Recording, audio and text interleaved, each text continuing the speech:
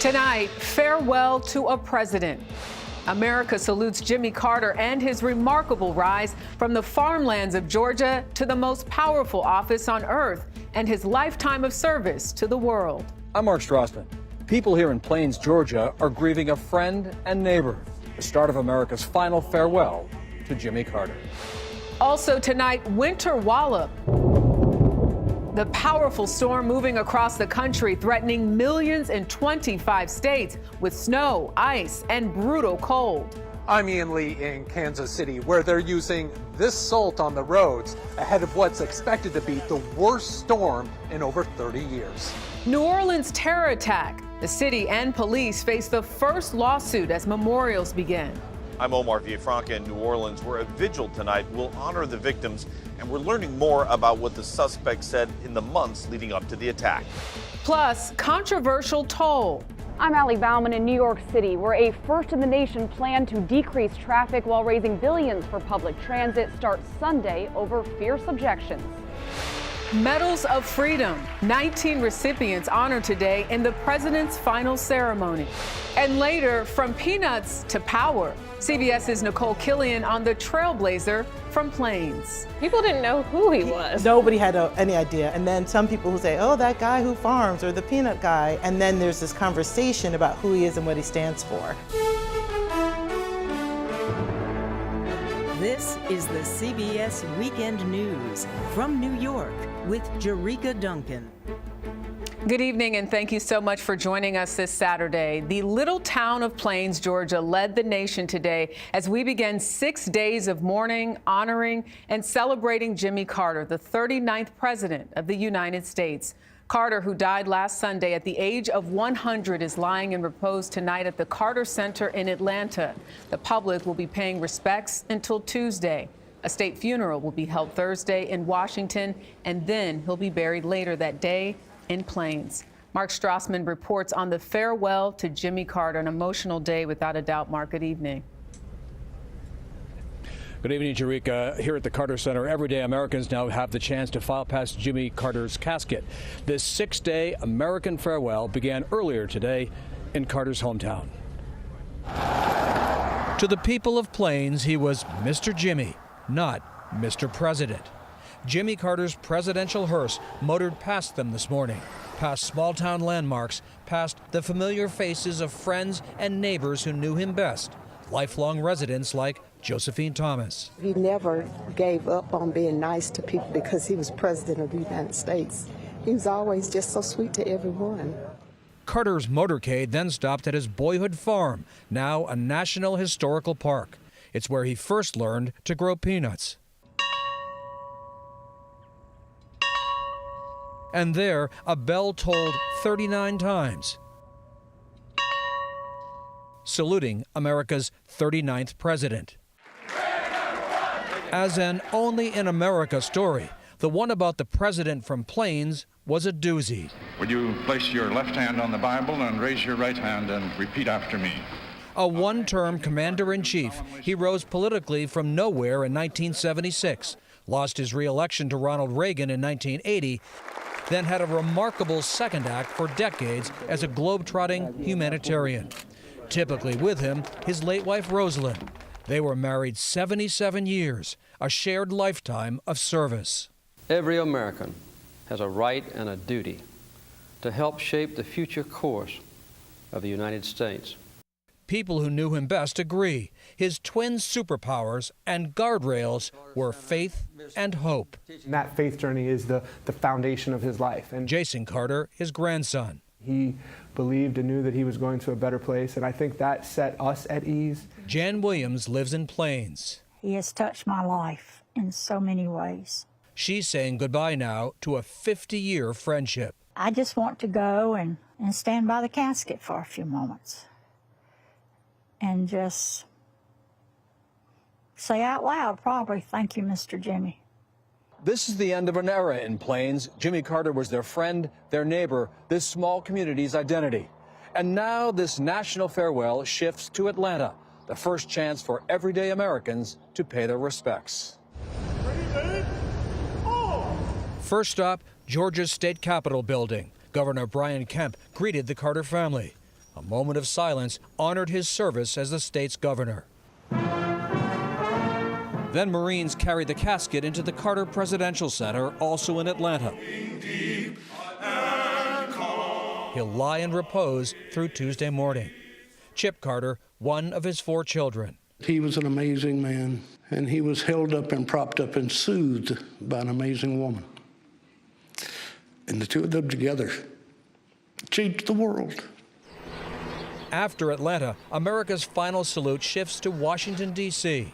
Next Tuesday and Wednesday, Carter will lie in state in the Capitol Rotunda. On Thursday, a state funeral at the National Cathedral. President Biden will give one of the eulogies. President-elect Trump has said he'll attend. We've seen that outpouring of support from all over the world and from all over the country. And he believed, I think, in his heart that he had a real personal relationship with the American people. Jimmy Carter will be buried this Thursday in Plains. Jerika, buried true to who he was and where he came from.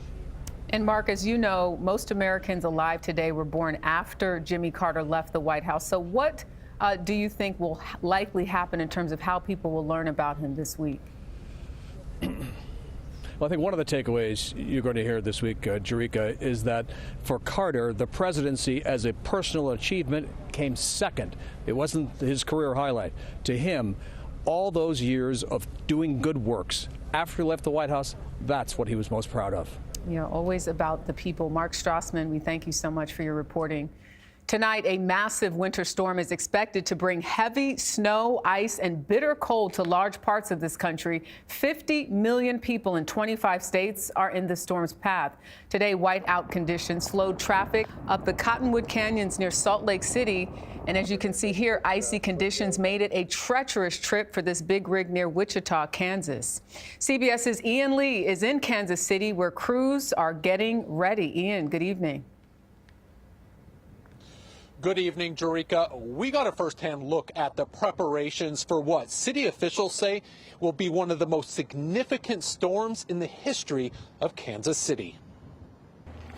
For city manager Brian Platt, battling the snowstorm starts 48 hours before the first flurry. That we've been pre-treating our roads for 2 days before the storm means that we really shouldn't get to a moment where the roads are impassable. His 300 plows will clear roughly 6,400 lane miles, or equivalent to driving between New York and Los Angeles more than twice. Every single plow has a tablet with a GPS mapping system. Inside Snow Command, a team monitors their progress. You can also see who's driving, how fast they're driving, kind of where they are in their route and things of that nature.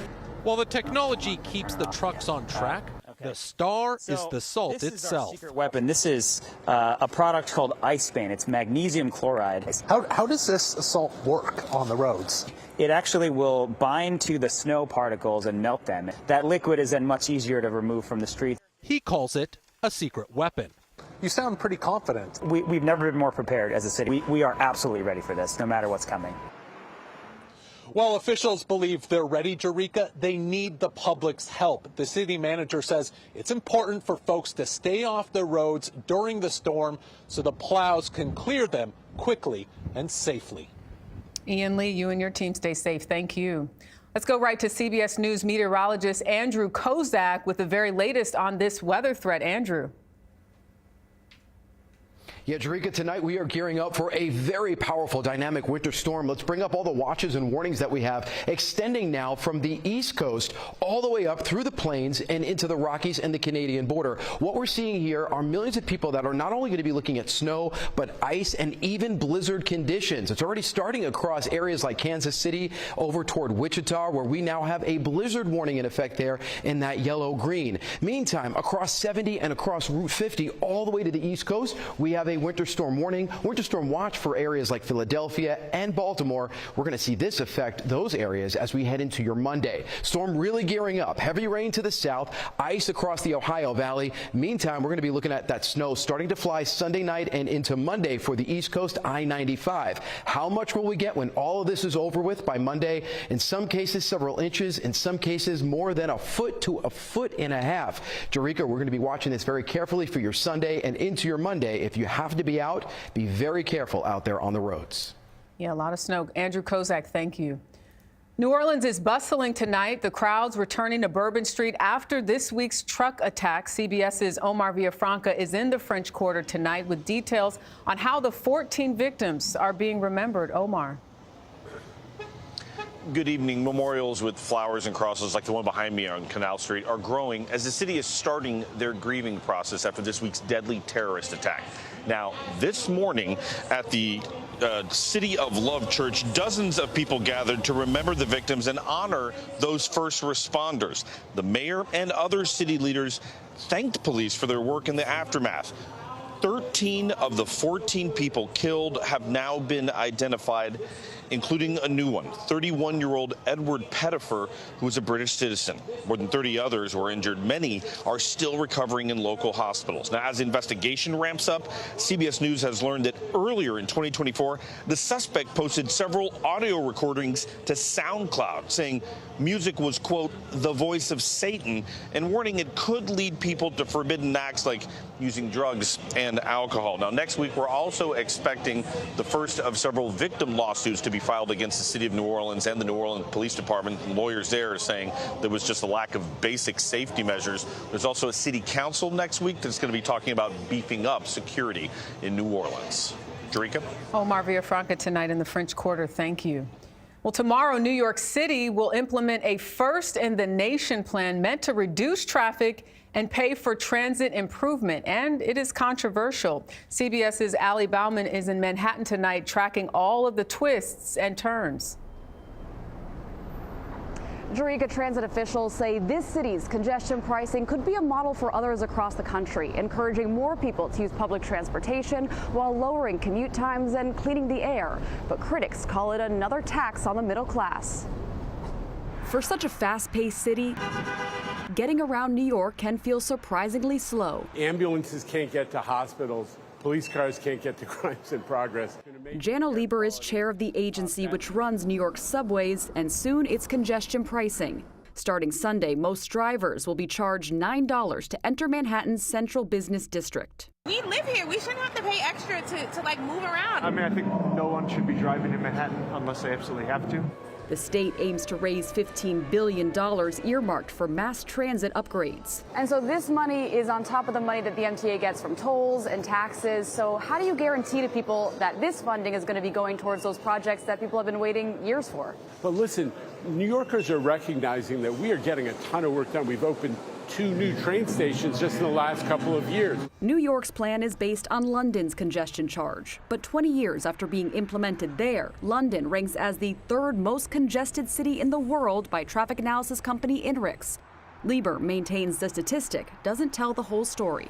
The proof is for London is they have a lot less cars coming to the middle of their downtown clogging the streets, but they have more people coming. And New York's plan has survived several legal challenges, but some opponents are still hoping that President-elect Donald Trump will find a way to kill the toll once he's in office. For now, it's set to begin just after midnight. Jerika? All right, in a few short hours, Ali Bauman, thank you. Today, President Biden awarded 19 recipients the Presidential Medal of Freedom, the nation's highest civilian honor. Not a bad group, huh? Honorees included former Secretary of State Hillary Clinton, as well as conservationist Jane Goodall, basketball star Magic Johnson, U2 frontman Bono, actors Michael J. Fox, and one of my favorites, Denzel Washington. Straight ahead on the CBS Weekend News, a stark warning tonight about the prospect of increased gun violence. We'll tell you where it's coming from and why. With just days remaining in the Biden administration, not all of the president's appointees are departing quietly. The head of the ATF is warning that the new administration has the agency in its sights. Here's Scott McFarland. After a gun crime unlike any in modern American history, it didn't take long for the feds to identify the shooter in Butler, Pennsylvania in July. The assassination attempt on President Trump. ATF identified the shooter in that case in under 30 minutes. Stephen Dettelbach is director of the Bureau of Alcohol, Tobacco, and Firearms, which helped identify the gunman, Thomas Crooks, by tracing the assault rifle Crooks fired. Dettelbach says the ATF is navigating a wave of emerging gun dangers, including ghost guns, one of which was used to kill the CEO of United Healthcare. They're very pervasive because they appeal to people who can't get guns legally. And these small parts, some created on 3D printers, which turn traditional guns into automatic weapons. Dettelbach, who expects to leave his post when Donald Trump is inaugurated, warns that this agency is a prime target for major reductions. Trump has blasted Dettelbach by name. On day one, we will sack the radical gun grabber, Steve Dettelbach. Dettelbach says the funding cuts are nearly certain, despite new reductions in the crime rate. Congressional Republicans already proposed $188 million in cutbacks to the agency in 2024, alleging the ATF overreaches and places too many restrictions, including on pistol braces. If ATF were gone, what domino would fall? And people would be killed. One major part of ATF's job is helping local officers, including those on the Baltimore police force, track down shooters and solve cases, like a shooting in 2023 at a local university and a recent takedown of violent drug gangs. So a lot of things that you don't realize that they're involved in with local law enforcement, they play a big part in. Dettelbach says no matter who's in charge, he hopes the ATF's work remains the focus. I believe that the mission of this agency, which is fighting violent crime, is wildly nonpartisan and bipartisan. And just days ago, the ATF agents were among the first on the scene helping track the weapons and explosives used in the New Orleans and Las Vegas attacks. Scott McFarland, CBS News, Washington. The new 119th Congress has been sworn in, one of the first orders of business confirming President-elect Donald Trump's cabinet nominees. New Senate Majority Leader John Thune tells CBS News that some of Trump's most controversial picks must go through the confirmation process. We have a 3-vote margin in the Senate, as you point out, but I do think that in most cases, at least, most of our Republican senators are inclined to give the president the people that he wants in these positions. That full interview can be seen tomorrow on Face the Nation. Still ahead on the CBS Weekend News, LeBron James forces a rewrite of the NBA record book. Stay with us. And a new record for LeBron James. He now has the most 30-point games in NBA history. James broke Michael Jordan's record of 562 30-point games last night. The Lakers beat the Hawks 119-102. Well, the owners of the house made famous by the TV series Breaking Bad are hoping to cash in. The 4-bedroom, 1-bath property in Albuquerque, New Mexico is for sale. The homeowners say fans just keep showing up day and night, even though the series ended in 2013. The asking price for the home, $4 million. Next on the CBS Weekend News, how a 4-year-old who wrote to Jimmy Carter is now among the keepers of his legacy.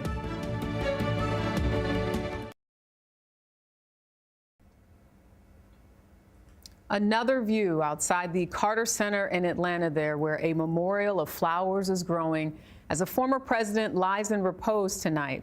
Just steps away is the Carter Presidential Library and Museum, filled with stories about the 39th president, including a very personal one told to our Nicole Killian. Dear Jimmy Carter. Meredith Evans was just 4 years old when she wrote this letter to President Jimmy Carter. Here is some money to help you be president. Now she serves as director of the Carter Presidential Library and Museum. When I met President Carter for the first time and I told him about the letter, we both laughed about it. Evans says Carter's compassion and authenticity are woven throughout the museum, starting with his childhood in the rural farm town of Plains and nearby Archery. It was an African-American community. I don't think it was until Plains that he realized how difficult segregation was for people of color.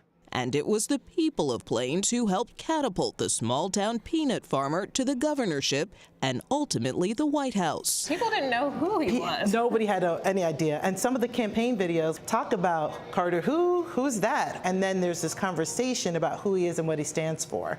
Carter won resoundingly over President Gerald Ford in 1976, putting his own stamp on the inauguration. He was the first to get out of the car. From this replica of the Oval Office to Camp David, where President Carter negotiated a peace agreement between the leaders of Israel and Egypt. He brought two arch enemies together and had a treaty signed. Not many presidents can say they did that. But Carter's presidency was mired with controversies, from record inflation to the Iranian hostage crisis, ultimately sealing his defeat against Ronald Reagan. The 39th president went on to establish the Carter Center, focusing on humanitarian work, which earned him the Nobel Peace Prize. How did he view receiving the Peace Prize? With joy and humility. He doesn't see himself better than anyone. Nicole Killian, CBS News, Atlanta. Well, that is the CBS Weekend News for this Saturday. We thank you so much for joining us. I'm Jerika Duncan in New York. Have a great night.